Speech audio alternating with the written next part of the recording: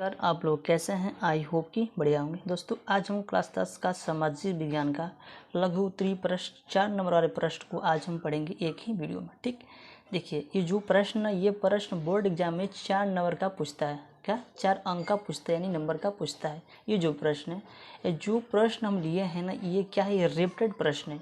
ये देखिए गैप नहीं देता, ये लगातार पूछता रहता है। वही प्रश्न को लेके आए जो बोर्ड एग्जाम में हर साल पूछा जाता है। ठीक, देखिए पहला प्रश्न क्या है हमारा। अगर इस प्रश्न को याद कर लेते हैं, तैयार कर लेते हैं, 4 नंबर के आपको फिक्स हो गया। आपको मिलेगा, पक्का मिलेगा अगर आप लोग इसको तैयार करेंगे तो देखिए पहला प्रश्न क्या है कि जर्मनी का एकीकरण की प्रक्रिया का संक्षेप में पता लगाए। ठीक, जो जर्मनी का एकीकरण की प्रक्रिया है इसको हमको क्या करना है कि संक्षेप में पता हमको लगाना है। ठीक, देखिए उत्तर क्या है कि राष्ट्रवादी भावनाएं मध्यवर्गीय जर्मन लोगों में काफ़ी व्यस्तता थी। उन्होंने 1848 में जर्मन महासंघ के विभिन्न इलाकों को छोड़कर एक निर्वासित संसद द्वारा शासित राष्ट्र बनाने का प्रयास किया था। क्या प्रयास किए थे?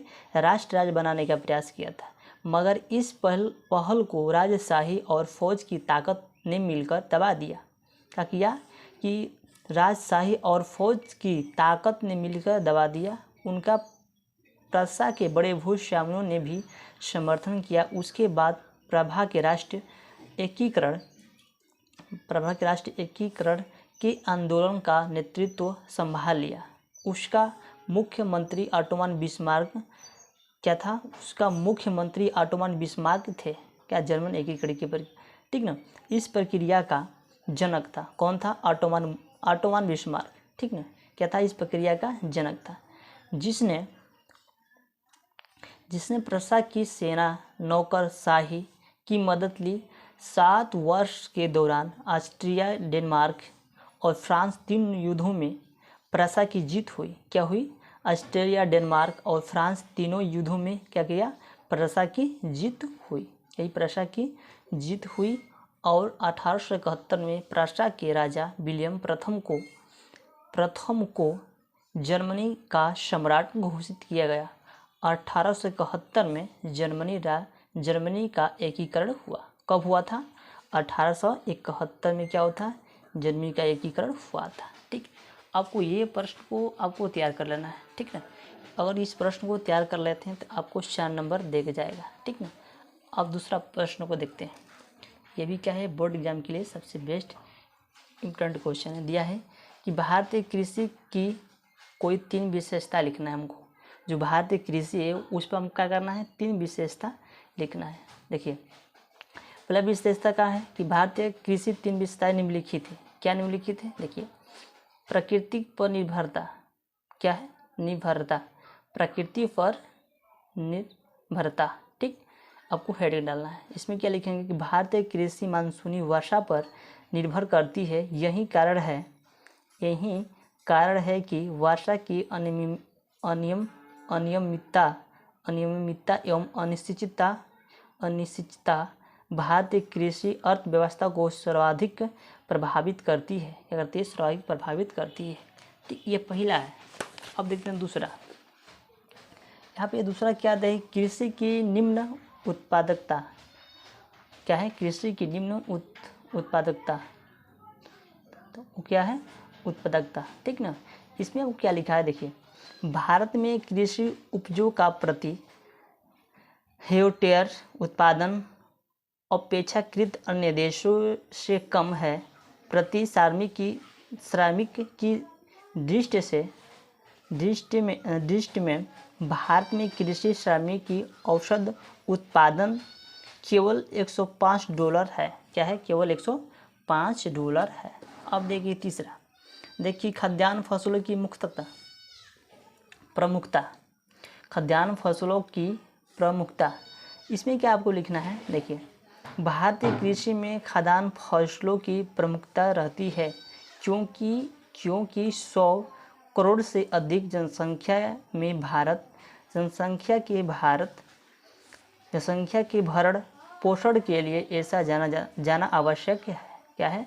जनसंख्या के लिए भरण पोषण के लिए ऐसा जाना आवश्यक है। ठीक, आपको ये प्रश्न को तैयार कर लेना है। अब देखते हैं तीसरा प्रश्न दिया है कि संघवाद क्या है, इसकी प्रमुख विशेषता हमको बताना है। तो पहले ये जानते हैं कि संघवाद क्या है। क्या है संघवाद, क्या है, बस के पहले इसके बारे में हम जानते हैं। तो डालेंगे संघवाद, इसके लिए संघवाद सरकार का एक प्रारूप है जिसमें सर्वोच्च सत्ता केंद्रीय प्राधिकार और उसकी विभिन्न अनुषंगिक इकाइयों के बीच बट जाती है। क्या है, इकाइयों के बीच बट जाती है। अब जानेंगे विशेषताएं क्या है इनका। देखिए विशेषता में है यह सरकार दो या अधिक वाली होती है। यह सरकार दो या अधिक वाली होती है। देखिए दूसरा है कि अलग अलग स्वर की सरकार एक ही नागरिक समूह पर शासन करती है। क्या है, एक ही नागरिक समूह पर शासन करती है। कौन, सरकार। पर कानून बनाने पर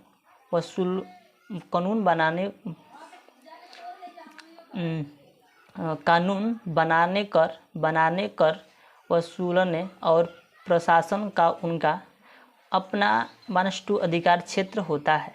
क्या है, अपना 2- अधिकार क्षेत्र होता है। ये दूसरा है। अब देख लेते हैं तीसरा। इसमें कई गो है, आप लिख सकते हैं, ठीक ना, क्योंकि इसमें हम 3 गो बताए हैं। अपने हिसाब से 4 है, 5 है, 6 है, जोन से अच्छा लगे उसको अपने हिसाब से बना के लिख सकते हैं। इसमें हम 3 बताए हैं, और भी लिख सकते हैं इसमें। देखिए संविधान के मौलिक प्रावधानों को किसी एक स्वर की सरकार अकेले नहीं बदल सकती है। इससे बदलाव दोनों स्रोतों की सरकारों की सहमति से होती है। ठीक ना। क्या है कि संविधान के मौलिक प्रावधानों को किसी एक स्वर की सरकार अकेले नहीं बदल सकती। ऐसे बदलाव दोनों स्रोतों की सरकार की सहमति से होती है। ठीक ना। देखिए आपको हम जितना हम प्रश्न बताए हैं ये क्या है, ये 4 नंबर वाले प्रश्न हैं। ठीक, इस सारे प्रश्न को आपको तैयार कर लेना है। ठीक ना, इस प्रश्न को नहीं छोड़ना है। ये क्या है, ये प्रश्न रिपीटेड प्रश्न है। ये प्रश्न हर साल बोर्ड एग्जाम में पूछे जाते हैं, उसी को लिए हैं ताकि आप लोग इस प्रश्न को तैयार कर लिए आ जाइए बोर्ड एग्जाम में अच्छा से अच्छा नंबर लगे। ठीक ना, इससे बाहर कुछ भी नहीं आएगा। तो चलिए दोस्तों, अगर ये वीडियो आपको अच्छा लगा तो लाइक कमेंट सब्सक्राइब जरूर करिए। तो मिलते हैं अगले नेक्स्ट वीडियो में, तब तक जय हिंद जय भारत।